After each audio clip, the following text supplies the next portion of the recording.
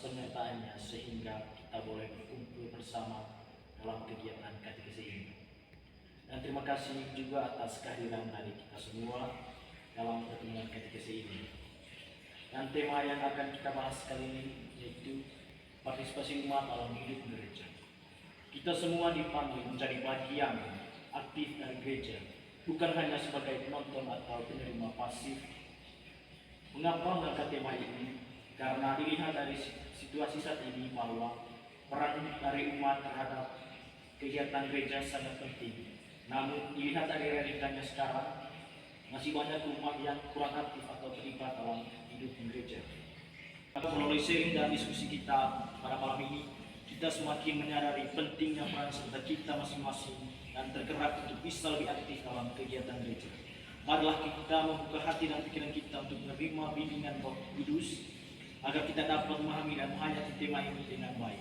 Diawali katekese kita pada malam ini, marilah kita menyanyikan lagu pembuka. Hidup ini adalah kesempatan. Hidup ini untuk melayani Tuhan. Jangan sia-siakan waktu yang Tuhan beri. Hidup ini hanya sementara. Oh Tuhan, pakailah hidupku selagi aku masih kuat. Bila saatnya nanti ku tak berdaya lagi, hidup ini sudah jadi berkah. Dalam Bapa, Putra, dan Roh Kudus. Amin. Semoga Tuhan beserta kita Sekarang dan selama-lamanya. Marilah kita berdoa. Bapa yang Maha Baik, kami bersyukur kepadamu atas segala penyertaan dan bimbingan selama aktivitas yang telah kami lalui. Dan pada kesempatan ini ya Tuhan, kami berkumpul di sini guna untuk melakukan katekese bersama. Dan tema katekese yang akan kami bahas sebentar yaitu dengan tema partisipasi umat dalam hidup gereja. Kami mohon bimbingan Roh Kudus-Mu agar hati dan pikiran kami tetap terbuka untuk menerima sabda-Mu dan memahami pentingnya partisipasi umat dalam hidup gereja. Dan bantulah kami untuk melihat dengan jelas peran kami dalam membangun gereja-Mu yang hidup dan bersemangat. Berikanlah kami semangat dan tekad untuk aktif dalam kegiatan gereja dan menjadi terang dunia bagi sesama. Semoga melalui katekese ini iman kami semakin bertumbuh dan kami semakin dekat dengan Engkau. Amin. Marilah kita mendengarkan atau menggali kisah di seputaran ilustrasi partisipasi umat yang berjudul Gereja yang sepi dan umat yang pasif.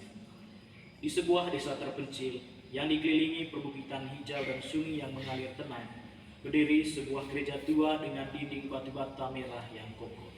Gereja itu telah menjadi saksi bisu perjalanan iman masyarakat desa selama berabad-abad. Dulu setiap minggu, gereja itu dipenuhi jemaat yang bersemangat, lantunan pujian mengema dan semangat iman mengembara. Namun, seiring berjalannya waktu, jumlah jemaat yang hadir di gereja semakin menipis, hingga akhirnya hanya mengelintir orang yang setia mengisi bangku-bangku kayu tua di setiap misa. Di sisi lain, para pastor dan pengurus gereja juga merasa kesulitan untuk menghidupkan kembali semangat beribadah di desa. Mereka mencoba berbagai cara, seperti mengadakan program-program menarik, mengundang pembicara terkenal, dan melakukan renovasi gereja. Namun upaya mereka tidak membuahkan hasil yang signifikan. Umat di desa merasa bahwa gereja telah menjadi tempat yang asing dan tidak lagi menjadi ramah bagi mereka. Mereka merasa bahwa gereja hanya milik pastor dan pengurus, bukan milik mereka.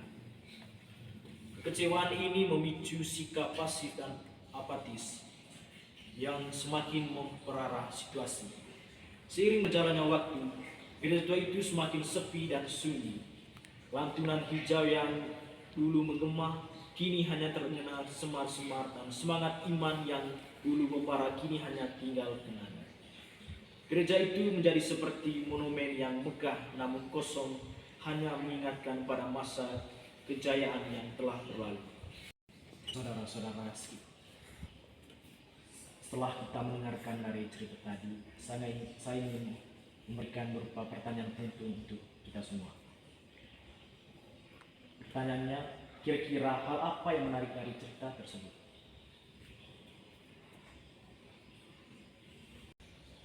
Baik saudara-saudara, setelah kita mendengarkan dari cerita tadi, saya ingin memberikan pertanyaan penting. Pertanyaannya, kira-kira hal apa yang menarik dari cerita tersebut? Silakan. Oke, baik, terima kasih atas waktunya. Setelah saya mendengar cerita tadi bahwa membangun gereja di desa yang terpencil, hal yang menarik menurut saya di sini bahwa biarpun mereka di desa yang terpencil, sunyi dan tidak ramai, tapi mereka masih bisa membangun gereja dengan kokoh, dengan batu bata yang mereka buat sendiri, yang dimana mereka membangun gereja ini secara bersama-sama. Biarpun mereka itu dari desa terpencil, tapi mereka masih bisa membangun gereja secara kebersamaan. Terima kasih. Terima kasih kepada saudara Dewi. Saudara Dewi tadi menarik sekali dari cerita yang tadi, bahwa ketika di sebuah desa, walaupun desa itu sebuah terpencil, tapi mereka bermain untuk bekerja sama, sehingga semangat iman mereka dalam melakukan kegiatan gereja itu sangat bagus. Mungkin ada lagi satu orang. Baik, terima kasih. Hal yang menarik dari cerita yang baru saja kita bersama tadi, kita lihat dari tema tadi bahwa gereja yang sepi, tetapi di sini ada niat dari umat untuk mengundang para ahli untuk memberikan renovasi terkait gereja itu. Dari itu memberikan bahwa umat begitu semangat membangun gereja yang baru atau merenovasikan gereja. Dan ini adalah salah satu cara dari umat, bagaimana cara umat untuk mengucapkan berterima kasih kepada Tuhan karena gereja yang dibangun oleh umat adalah rumah Tuhan. Dan itu adalah salah satu semangat dari umat, bagaimana umat memberikan rasa syukur dan terima kasih, karena kita ketahui bersama bahwa gereja adalah tempat ibadah, tempat kita berdoa. Maka dari cerita di atas tadi bahwa ada niat umat, ada semangat umat tadi untuk merenovasikan gereja itu. Dan itu adalah salah satu menarik dari cerita di atas. Terima kasih kepada Suni, bahwa hal yang menarik dari kisah tersebut bahwa di sebuah gereja itu. Baik, terima kasih kepada saudara Suni. Baik, pertanyaan kedua, apa kesan untuk kita dari cerita di atas? Oke, setelah kita mendengarkan cerita di atas tadi, cerita yang baru kita dengar bersama, kesannya untuk kita bahwa kita membangun sebuah gedung itu bukan membangun begitu saja, tetapi bagaimana partisipasi kita untuk mengikuti contohnya tadi dalam tema katekesi ini, bahwa partisipasi umat dalam kegiatan menggereja itu salah satunya tadi itu membangun bersama gedung itu sendiri. Dan bukan hanya itu saja, kalau menurut saya kita juga dalam pelayanannya, ketika ada perayaan kita juga harus berpartisipasi. Sekian. Terima kasih kepada saudara Arson. Baik, pertanyaan terakhirnya, dari cerita tersebut, apa pesan untuk kita yang hadir pada malam ini? Silakan. Silakan. Oke, baik, tentu cerita tadi sangat menarik sekali, dan ada beberapa pesan yang dapat kita petik bersama dari cerita tadi. Yang pertama, pesannya untuk kita adalah bagaimana dalam kehidupan kita sehari-hari, khususnya kita ini sebagai anggota gereja, khususnya gereja Katolik, harus memiliki upaya dan niat dalam membangun gereja, dan mengajak sesama untuk senantiasa berpartisipasi aktif dalam kegiatan menggereja. Kan dalam cerita tadi itu mereka bagaimana berpartisipasi berpartisipasi aktif dalam kegiatan merenovasi gereja atau membangun gereja. Dalam kehidupan kita sehari-hari juga kita diajak untuk senantiasa berpartisipasi aktif dan terlibat dalam segala aktivitas dan kegiatan yang terjadi dalam gereja. Saya rasa itu saja pesan. Terima kasih kepada saudara-saudara yang sudah menjawab pertanyaan tadi. Dan kesimpulan dari cerita tadi bahwa ada hal yang menarik dari cerita beberapa yang kita dengar begitu menarik dari cerita yang dimana dulu setiap minggu gereja itu dipenuhi jemaat yang bersemangat, lantunan pujian memuat dan semangat mengembara. Dan dari cerita tersebut ada kesannya seperti yang kita dengar tadi bahwa memukau dan menarik perhatiannya, di mana dari cerita tadi bahwa partisipasi itu sangat penting, yang dimana di awal cerita tadi di desa itu pada mulanya aktif terhadap pengembangan gereja. Namun seiring berjalannya waktu nilai personal itu mulai luntur. Dan pesan yang kita terima dari cerita tersebut untuk kita pentingnya menjaga kesatuan dan sebuah kelompok atau komunitas agar partisipasi atau kebersamaan itu tetap tumbuh dan berkembang dalam diri kita, tetap terlibat aktif dalam kegiatan gereja. Saudara-saudara, selanjutnya atau kita akan mendengarkan inspirasi dari kitab suci, dan saya minta saudara untuk membacakan teksnya. Silakan. Bacaan dari kitab Kisah Para Rasul. Orang-orang yang menerima perkataannya itu memberi diri dibaptis, dan pada hari itu jumlah mereka bertambah kira-kira 3.000 jiwa. Mereka bertekun dalam pengajaran rasul-rasul dan dalam persekutuan, dan mereka selalu berkumpul untuk memecahkan roti dan berdoa. Maka ketakutanlah mereka semua, sedang rasul-rasul itu mengadakan banyak mukjizat dan tanda. Dan semua orang yang telah menjadi percaya tetap bersatu, dan segala kepunyaan mereka adalah kepunyaan bersama, dan selalu ada dari mereka yang menjual harta miliknya, lalu membagi-bagikannya kepada semua orang sesuai dengan keperluan masing-masing. Dengan bertekun dan dengan sehati, mereka berkumpul tiap-tiap hari dalam bait Allah.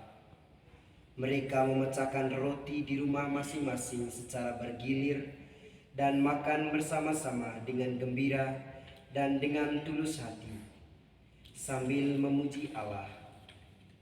Dan mereka disukai semua orang, dan tiap-tiap hari Tuhan menambah jumlah mereka dengan orang yang diselamatkan. Demikianlah sabda Tuhan. Syukur kepada Allah. Terima kasih kepada saudara yang sudah membacakan teks sucinya. Apakah sudah jelas dari bacaan tadi? Sudah. Oke, baik. Terima kasih.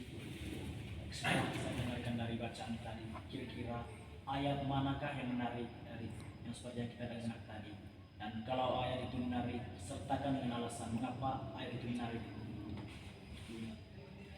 Silakan.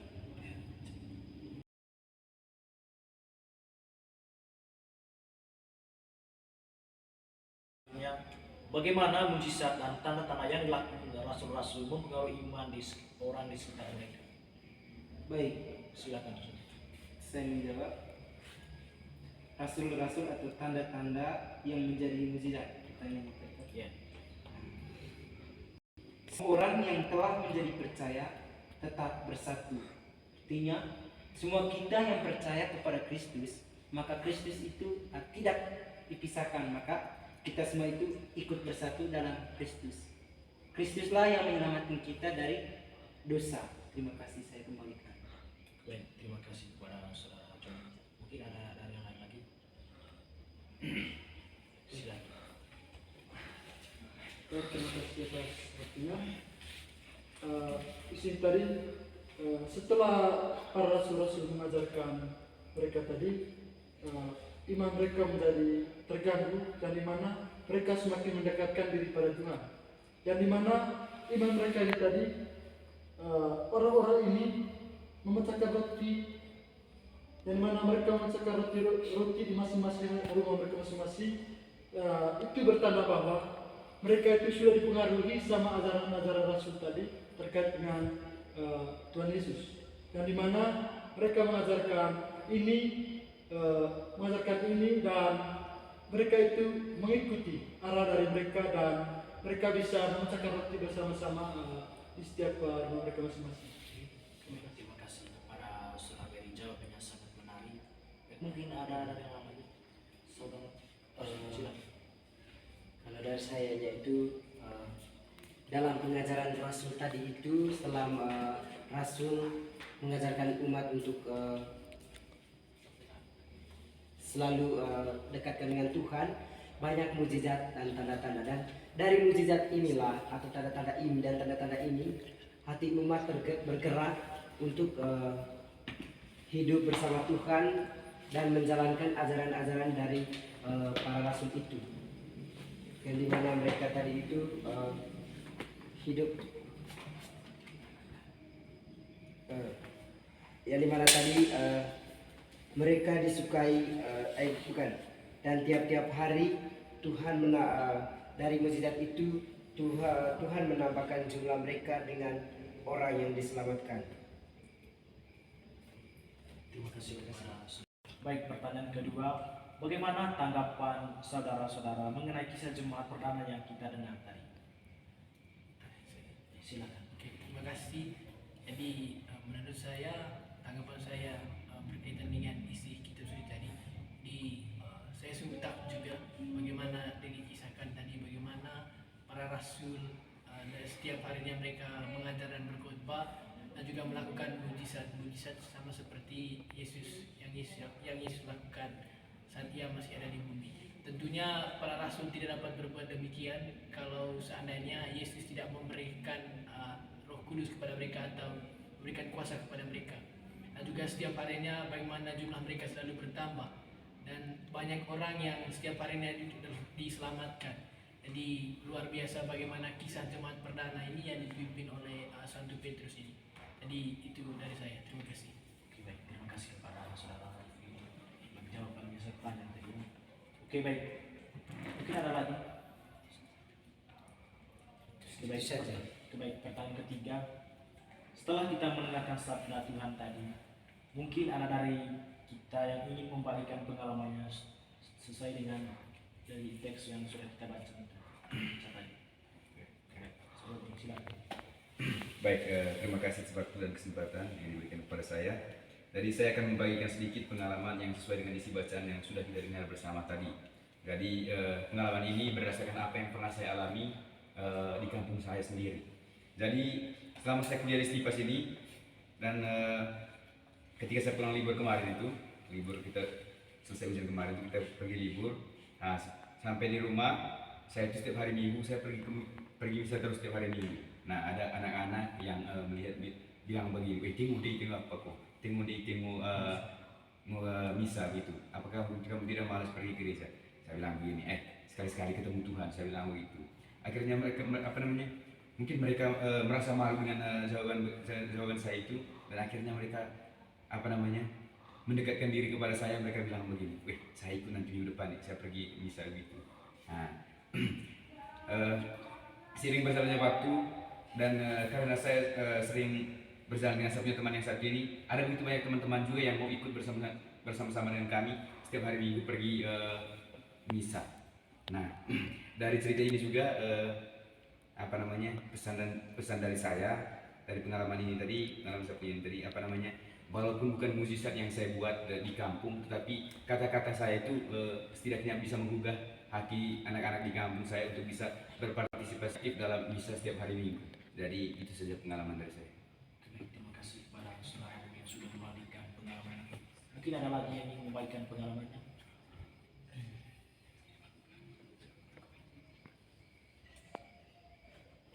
Setelah kita mendalami bersama-sama dari teks tersebut tadi, bahwa kesimpulannya bahwa mujizat dan tanda yang dilakukan oleh rasul-rasul memiliki dampak yang besar terhadap iman orang-orang di sekitar mereka.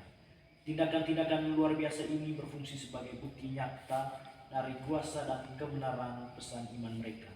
karena mereka percaya bahwa dengan mereka menjalankan misi mereka untuk melakukan tanda dan mujizat untuk orang yang sedang membutuhkan mereka. Dengan hidup bertekun dan partisipasi mereka, disitulah Tuhan memberikan talenta atau mujizat yang besar kepada mereka. Dan dari apa yang kita dengar tadi, kita dapat menyimpulkan bahwa cara hidup jemaat pertama ini sangat setia terhadap ajaran Kristus dan selalu setia dalam hidup satu sama lain dan memecahkan roti bersama. Walaupun mereka hidup dalam 3.000 jiwa, tapi mereka mampu untuk hidup saling mengasihi satu sama lain. Dan inspirasi dari sabda Tuhan bahwa dalam hidup jemaat, umat pertama mereka mampu hidup di tengah banyak orang dan saling menguatkan satu sama lain dalam menjalankan misi dan talenta atau mujizat Tuhan berikan kepada mereka. Baik, dari sini mungkin ada yang ingin menawarkan tawaran atau asumsi atau rencana tindak lanjut untuk ke depan. Silakan. Oke, terima kasih. Kalau menurut saya aksi konkret yang bisa kita lakukan, menurut saya itu bisa secara pribadi ya, sesuai dengan isi teks tadi itu kan, bagaimana para rasul itu berkhotbah kemudian membuat orang tadi banyak yang bertobat dan menempuh jalan Kristus. Juga sesuai dengan pengalaman saudara Boni tadi, bagaimana dia mengajak orang lain untuk lebih mendekatkan diri kepada Tuhan. Dari saya, bagaimana kalau kita komitmen pada diri kita masing-masing agar setelah katekesi ini nanti kedepannya kita bisa bawa satu-satu orang yang misalnya jarang ke gereja dan juga lain sebagainya untuk lebih dekat kepada Tuhan. Intinya hal-hal yang berkaitan dengan itu kita bisa menjadi rasul masa kini untuk mengajak orang yang biasanya jauh menjadi lebih dekat kepada Tuhan. Itu saja saya. Baik, terima kasih kepada saudara. Mungkin ada lagi yang ingin menawarkan tawaran aksi konkret.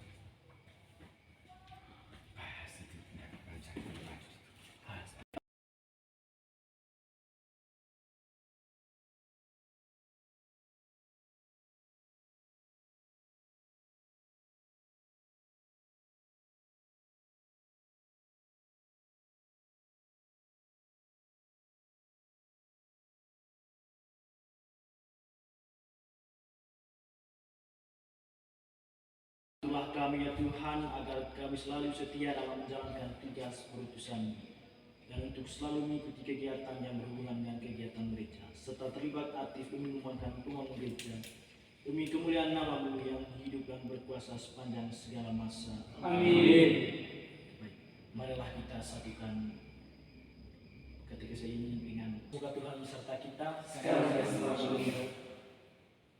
Semoga perjalanan karya hidup kita sekalian senantiasa diberkati dan dilindungi oleh Allah Tritunggal Maha Kudus, Bapa, Putra, dan Roh Kudus. Amin. Terima kasih Tuhan, terima kasih